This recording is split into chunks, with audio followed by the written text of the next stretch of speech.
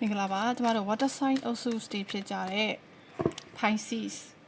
Cancer နဲ့ Scorpio เนาะသူတို့ရဲ့အတွက်ကိုကျမခုပြောပြမှာဖြစ်တယ်အဲ့တော့အစင်းလိုက်တိုင်းပဲသွားကြမယ်ကျမတို့ Cancer နံပါတ်1ပေါ့เนาะ Cancer လေးတွေပြီးရခါကြရင် Scorpio ပြီးရင် Pisces ပေါ့เนาะအဲ့တော့ Cancer လေးတွေအတွက်ခဏလာပိုင်းမှာဘာတွေကြုံရဖို့လို့ရှိပါတယ်လဲ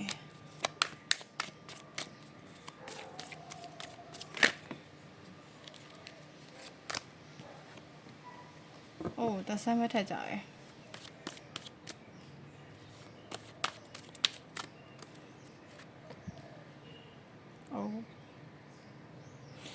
ပြောမယ်ဆိုလို့ရှိရင်တော့ကမ်ဆာလေးဒီကခုနှစ်လပိုင်းထဲမှာဆိုလို့ရှိရင်အကောင့်နဲ့အဆိုးနဲ့ထွန်းတွဲနေတယ်နော်တစ်ဖက်ကလည်းအကောင့်လာမယ်တစ်ဖက်ကလည်းအဆိုးလာမယ်ပြောမယ်ဆိုလို့ရှိရင် duality နှစ်ခုဆိုတဲ့အရာတစ်ခုဖြစ်အရာကိုသွားနေတာပေါ့နော်အဲ့တော့တစ်ခုကကောင်းမဲ့ကြရင်အဲ့တစ်ခုရဲ့နောက်မှာဆိုးတာရလည်းကပ်ပါနေတယ်အဲ့လိုပဲဆိုးတာကြုံနေပေမဲ့လည်းအဲ့နောက်မှာကောင်းတာကပ်ပါနေတယ်အဲ့တော့တော်တော်များများလဲခုနှစ်လပိုင်းထဲမှာကမ်ဆာလေးတွေအနေနဲ့သင်ခန်းစာတွေရလိမ့်မယ်နော်သင်ခန်းစာတွေရလိမ့်မယ်အကောင့်အဆိုးလောကရဲ့တဘာဝတရားအနိယမတရားရဲ့အကြောင်းကိုလည်းကောင်းကောင်းသိလိမ့်မယ်ပြီးတော့ spiritual awakening ဖြစ်ဖို့လို့လည်းရှိတယ်နော် awakening ဖြစ်ဖို့လို့ရှိတယ်ကမ်ဆာလေးတွေပုံမှာ twin flame ထဲမှာရောက်နေကြတဲ့သူတွေဒါမှမဟုတ် connection ကြီးကြီးမားမားဖြစ်တဲ့ higher soulmate တို့ဒါမှမဟုတ် karmic cycle တို့ပေါ့နော်အဲ့လိုထဲမှာရောက်နေတဲ့သူတွေအနေနဲ့ကလည်းခုနှစ်လပိုင်းထဲမှာကမ်ဆာလေးတွေအနေနဲ့လောကကြီးကိုစိတ်ကုံသွားမယ်ညှင်းငွေ့သွားမယ်ပြီးတော့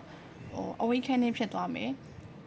ကောင်းဖို့လို့ဖြစ်သွားတာအဲ့တော့အဆိုးဆုံးຢာတစ်ခုကြုံရတာနဲ့ကောင်းဖို့လို့ဖြစ်လာတယ်ဆိုတော့ cancer လေးတွေအနေနဲ့သိထားဖို့အတွက်လိုအပ်တယ်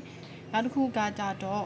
သူ့ရဲ့ related ကဖြစ်တဲ့ death food ပဲရှိရပေါ့နော်အဲ့တော့ cancer လေးတွေအနေနဲ့ကခုနှစ်လပိုင်းထဲမှာအမတန်စိတ်လွတ်လက်လွတ်နဲ့နေနိုင်လေကောင်းလေပဲနော်စိတ်လွတ်လက်လွတ်နဲ့နေနိုင်လေကောင်းလေပဲ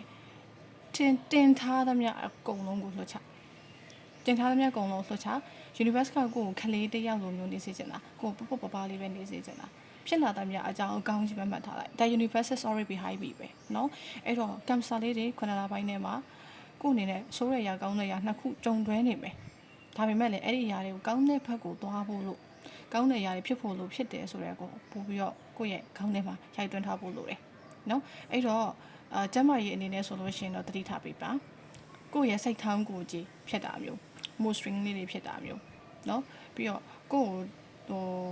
အမျိုးဆွေတွေကနေတိုက်ခိုက်တာမျိုးရှိမယ်เนาะနောက်တစ်ခုကကြတော့ကိုယ့်ရဲ့အိမ်ကိုယ့်ရဲ့အတိပတ်ဝန်းကျင်ကိုယ့်ရဲ့အနီးနားအဲ့လိုနေရာမျိုးဒီမှာနိုင်ရင်ဖြစ်တာမျိုးတွေရှိရဆိုလို့ရှိရင်ကိုယ့်အနေနဲ့တဝေကရပြီးတော့တစ်ခုခုညံတစ်ခုခုတက်သွားတာမျိုးပေါ့နော်ဒါကတော့စိတ်လုံးတွေလုံးနေကြတဲ့သူတွေတော့ပို့ပြီးကြုံဝင်နေအဲ့လိုမျိုးဖြစ်သွားလိမ့်မယ်ဒါခေါင်းထဲမှာအခုပေါ်လာတဲ့အရာကိုကျွန်မပြောလိုက်တာပေါ့နော်အဲ့တော့မျောလင်းဆောင်စားနေတဲ့အရာလေးတွေဒီကမ်ဆာလေးတွေအနေနဲ့အစိုးကြုံပြီးသွားတဲ့စောင့်မျောနေတဲ့အလင်းတန်းတစ်ခုပေါ်လာလိမ့်မယ်เนาะအဲ့တော့ O energy တစ်ခုကိုရှင်းထုတ်နေပြီပေါ့နော်ဟုတ်ပါပြီဆိုတော့ကမ်ဆာလေးတွေပြီးတော့မောလိုက်တာကမ်ဆာပြီးတော့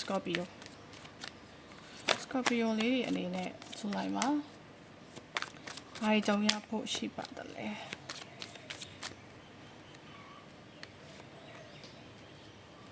โอเค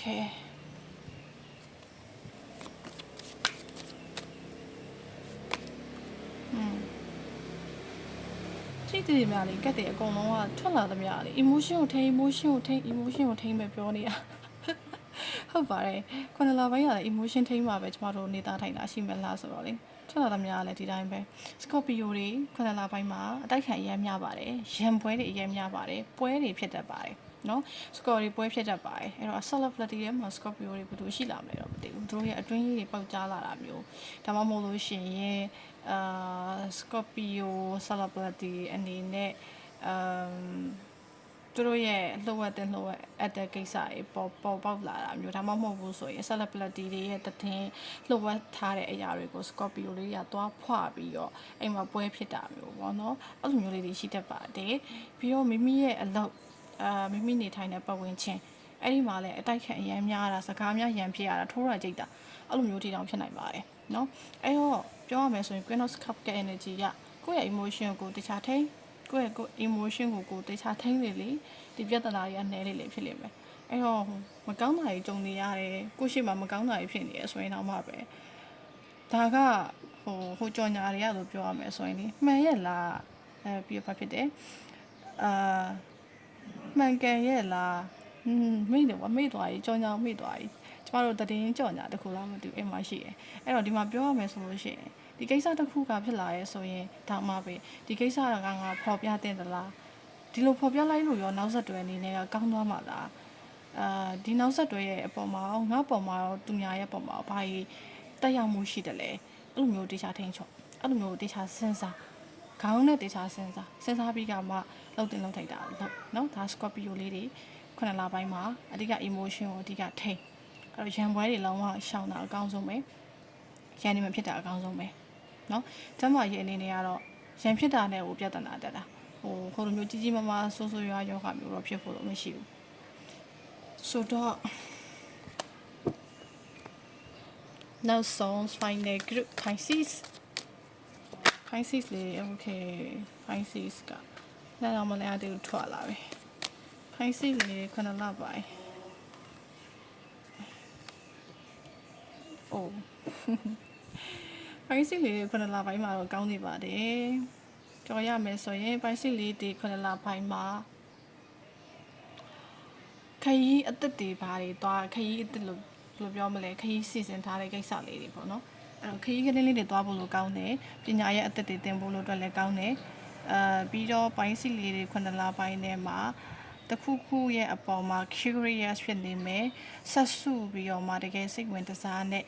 သူတို့ရဲ့ character ပြပြတတ်အလုပ်တွေလုပ်ဖြစ်နေလိမ့်မယ်ပြီးတော့ရှေ့ကိုသွားဖို့လို့အတွက်ပဲတို့မှအာယုံရှိနေရဟာနောက်ကြောင်းပြန်မလဲလောကကြီးမှာဘာပဲဖြစ်ဖြစ်ဂျိုတွေက15လုံးလောက်ပဲလှက်လဲ16လုံးလောက်ပဲလှက်လဲငါလည်းမစားဘူးငါအကောင်လုံးပဲ80မှာငါလုံးကိုပဲငါလုံးမှာဆိုတာမျိုးလေးတွေတွေ့နေရတယ်နောက်ပြီးတော့လေဒီ retrograde တွေမှာ Pisces တွေလွတ်တယ်ထင်တယ်နော် Pisces တွေလွတ်တယ်ထင်တယ်ကျွန်မမတွေးမိဘူးဟုတ်လားတဲ့ကျွန်မမေ့တော့မေ့နေပြီမှတ်ထားအများတော့လွတ်လောက်တယ်အဲ့တော့ဒီမှာ celebrate energy လည်းတွေ့ရယ် Trace of Cup က energy က celebrate ဖြစ်တဲ့ energy လည်းတွေ့ရယ်ရှေ့ကို forward လုံးနိုင်လေလေတို့တော့က celebrate တွေလာလိမ့်မယ်အဲ့တော့နောက်ကိုပြန်မလဲနဲ့ Pisces တွေ X တွေပြန်လာလဲလက်မခံပါနဲ့နော်ကိုပါကိုရီးစားအစ်စ်ကလေးနဲ့အရှိကိုပဲအေးစစ်စစ်လေးပဲသွားနော်အဲ့လိုသွားနိုင်လေလေ Pisces လေးတွေအတွက်ကအရှိမကိုbanquet တွေတဲ့စောင့်မျှော်နေတဲ့သူတွေအများကြီးရှိလေစောင့်မျှော်နေတဲ့အရာတွေအများကြီးရှိလေပဲအဲ့တော့အောင်မွေးလေးတွေစတိုက်လာဖို့လို့ရှိရယ်ကိုမျှော်လင့်ထားတဲ့ကိစ္စလေးတွေဖြစ်လာဖို့လို့ရှိရယ်အဲ့တော့ Pisces လေးတွေအနေနဲ့ကိုယ့်ရဲ့ဘဝကိုတခြားအာရုံစိုက်ပြီးတော့ရှေ့ကိုဆက်ဆရာရှိရရှေ့ဆက်သွားဇူလိုင်မှာရှင်တို့အနေနဲ့အရင်ဒုက္ခရောက်ဆရာမရှိဘူး okay ဆိုတော့နောက်တစ် group